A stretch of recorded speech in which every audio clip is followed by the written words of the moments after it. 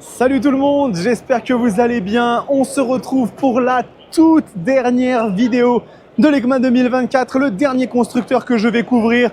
Je sais qu'il va y avoir des déçus les amis, je sais que certains auraient aimé que je couvre les accessoristes, des marques tierces ou un peu moins connues. Malheureusement, c'est impossible. Je suis en train de lâcher de tous les côtés. Ça fait un jour et demi, on va dire, que je filme non-stop. 40 km de marche, des centaines et des centaines et des centaines de minutes enregistrées de vidéos.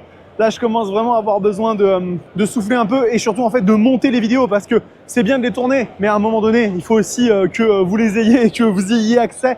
Donc, on va faire le dernier constructeur aujourd'hui de cette EICMA 2024, comme je vous disais, une marque peut-être un peu moins connue du grand public, mais qui porte de grandes promesses, de très grandes promesses. Cette marque, les amis, elle est juste derrière moi. Il s'agit de Zontes, la marque chinoise qui a des motos complètement dingues et qui vraiment pourrait devenir dans les prochaines années en France un concurrent majeur aux autres constructeurs, avec CF Moto notamment. Donc, le dernier appel pour vous abonner à cette chaîne, pour me soutenir, c'est vraiment le truc dont j'ai besoin.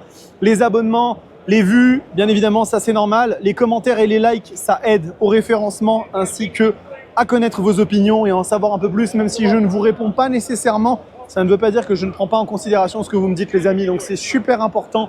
Et je vais pas vous montrer les bécanes qui me font kiffer tout de suite, sinon c'est pas drôle. On va commencer d'abord par aller un petit peu plus loin et on va remonter le stand, histoire qu'on ait une vue globale de ce que propose Zontes. Donc regardez ici. On commence par une ZT 500T, donc un petit trail. On est sur un monocylindre refroidi par liquide, 47 chevaux 5. Donc ça, c'est une moto compatible A2. Je me pose la question si elle est sur le marché français, celle-là déjà. En tout cas, on retrouve une qualité de fabrication qui est un cran en dessous, on va dire, des constructeurs européens. On le voit quand même au niveau des commodos, c'est un peu plus plastique, quoi. Ça fait moins bien fini.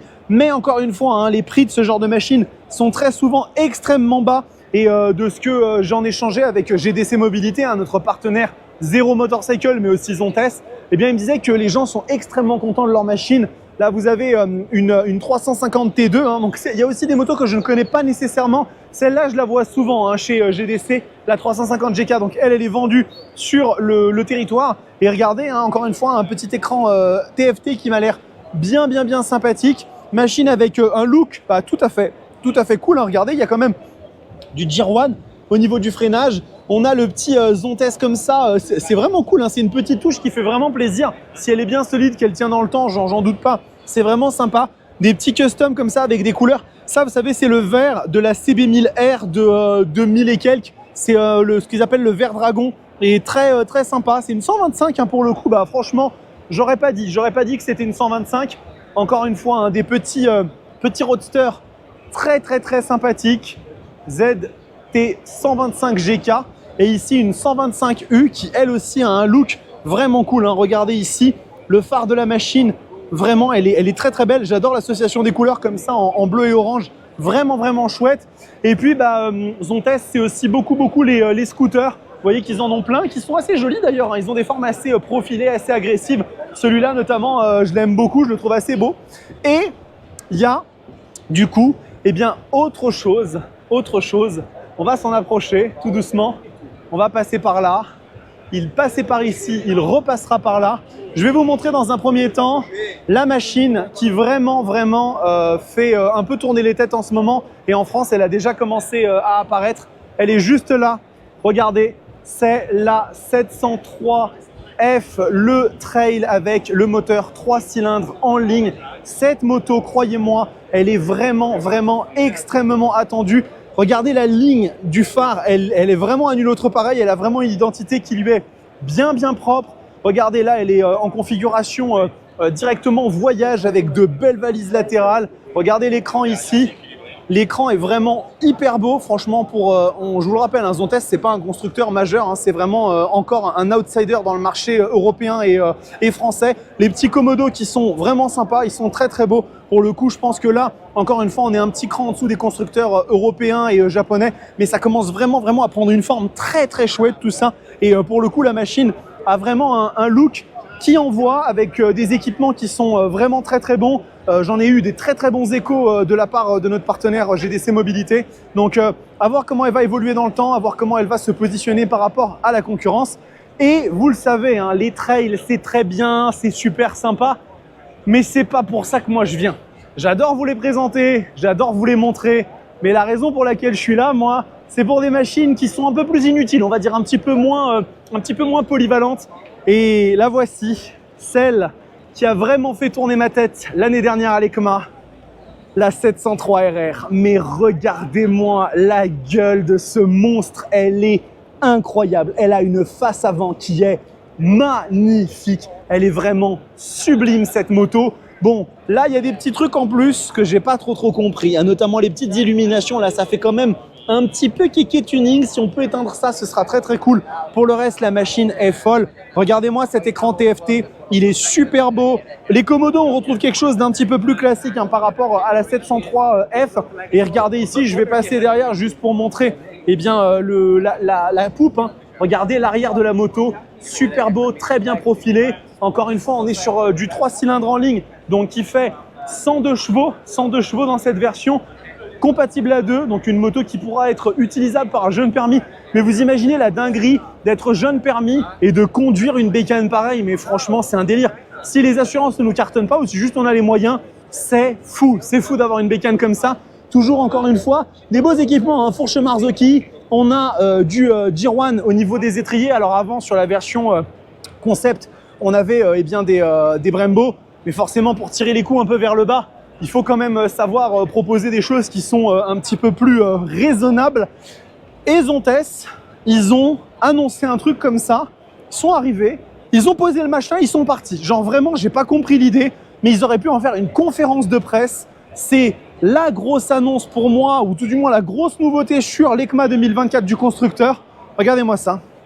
703 R, la version Roadster, qui a elle aussi un look incroyable. Regardez-moi cette face avant, elle est ultra menaçante, ultra agressive. Le travail sur le garde-boue est vraiment chouette, il est très aérodynamique et la bécane, elle pue la classe, vraiment hyper stylée. On retrouve eh bien, la partie arrière, hein, bien évidemment de la 703 RR.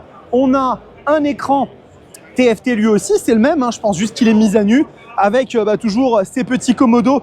Vous le voyez au niveau des matériaux que c'est quand même sensiblement plus cheap que ce qu'on trouve chez la concurrence, mais encore une fois, tout est une question de prix. Si les roadsters mid-size qui ont un petit peu de coffre, parce que là on est quand même sur une machine qui fait 102 chevaux, coûtent entre 10 et 11 000 euros et que cette machine arrive avec un prix à 7 ou 8 000 euros, bah croyez-moi que ça peut avoir un succès assez fou. Elle est disponible aussi dans une autre couleur, je vais vous la montrer là-bas parce qu'en plus elle est allumée.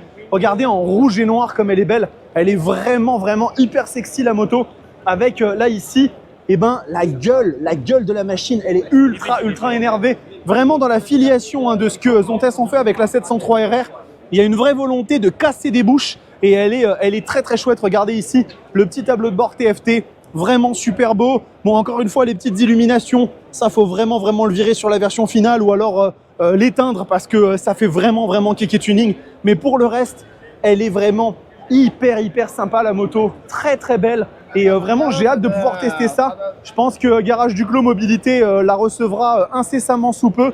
Donc vraiment, j'ai hâte de vous la montrer. Et je vais passer juste de l'autre côté. Il y a un autre espace ici, Zontes, sur lequel on a la 703 RR en version rouge et blanche, qui est, à mon sens, eh ben, la plus jolie de toutes. Hein. Elle est vraiment si belle. Comme ça lui va hyper bien avec ses couleurs assez pétantes, assez agressives. La moto n'est qu'agressivité, hein, donc forcément, avoir des couleurs agressives, c'est quelque chose qui est normal et à mon sens tout à fait justifié.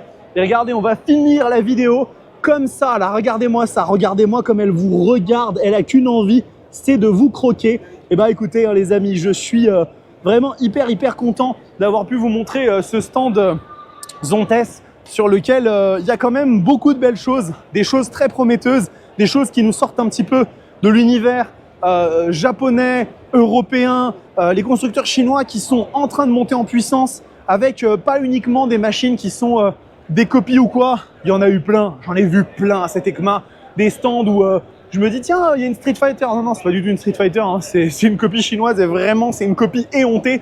Mais il y a des constructeurs qui tentent des trucs. Et CF, ils tentent des trucs. Zontes, ils tentent des trucs. QJ Motor, ils tentent des trucs. Même si on voit des fois des inspirations, mais il y a une identité qui se dégage. Et ça, c'est important. Et c'est ça qui fera, entre autres, le succès des marques sur le long terme.